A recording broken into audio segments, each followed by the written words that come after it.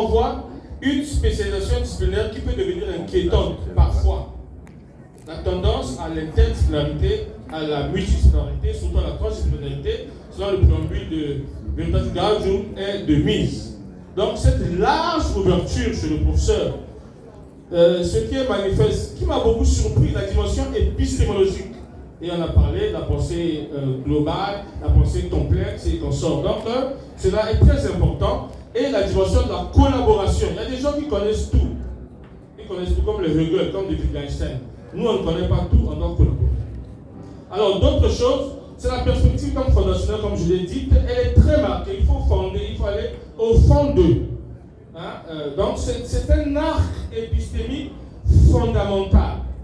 La fondationnalité, ou la fondationnalisation, c'est-à-dire la mise à plat pour fonder et refonder l'itinéraire de recherche. Et le plan pédagogique. Alors, on reproche au professeur, philosophe, le flou, le verbologisme. Donc, le flou dans l'écriture, le flou sémantique. Alors, si vous lisez les livres du prof, vous allez vous remarquer qu'il y a une dimension pédagogique définitionnelle importante. C'est très important. Moi, on m'a dit que j'avais des mots flous, donc vous avez vu que je fais l'effort d'expliquer les mots qui sont très clairs chez moi et chez mes étudiants, mais un peu flous. Donc, cette dimension de clarification est très importante pour faire évoluer le savoir.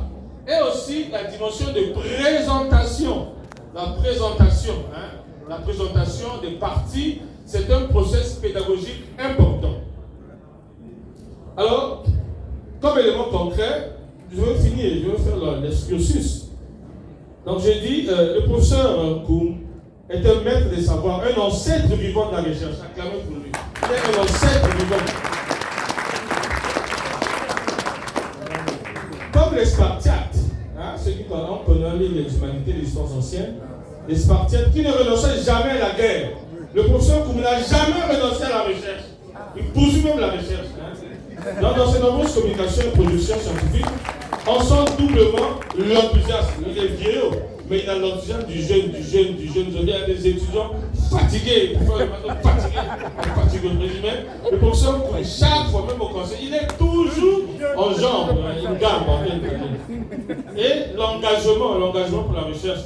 Et je n'ai pas parlé du coaching, on en a parlé. C'est un coach, il est naturel. Peut-être qu'il était coach depuis le ventre de maman. Parce que cette coachologie-là, ce coaching, c'est formidable, comme a dit l'autre prof tout à l'heure. Alors, le professeur apparaît comme un double génie de l'humain de la science. Un être ontologiquement généreux. Il a continue à soutenir les hommes et les femmes qui l'approchent, hommes de science épistémologue devant l'éternel. Il avance dans la science en proposant des perspectives, je l'ai déjà dit, fondationnelles et conceptuelles. Sa fécondité heuristique illustre la figure d'un maître et d'un sage. Maintenant, il faut passer au concret. La concrétisation, c'est ça, la première. La deuxième, c'est le professeur qui va diriger avec les autres profs et les autres docteurs. Alors, moi j'ai pensé, je ne sais pas si c'est bien, à la chaire Benjamin Alexandre Koum des sciences de la recherche en sciences infirmières, sciences de l'éducation. On va chercher l'argent pour ça, une chaire. Puisqu'on a le doctorat en présentiel, il faut qu'on passe à la chaire.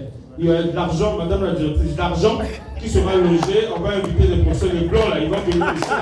Il n'y a pas que eux à nous donner des chaires. Du cap avec la chaire Koum.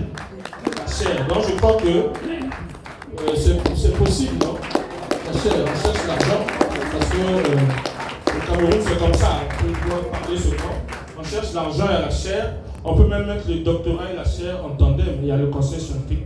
Donc ça c'est la première grande proposition que je fais, mis à part le koumisme en approfondissement, et aussi le dialogue, il faut faire le dialogue de Koum avec les auteurs africains. J'ai vu avec Morin, oui, c'est bon, c'est très important, avec Pascal, avec les auteurs africains, on a le koumisme, on a le kwamisme, l'esthétique de la beauté, la beauté, l'esthétique de la sculpture, le kwamisme, donc koumisme, kwamisme.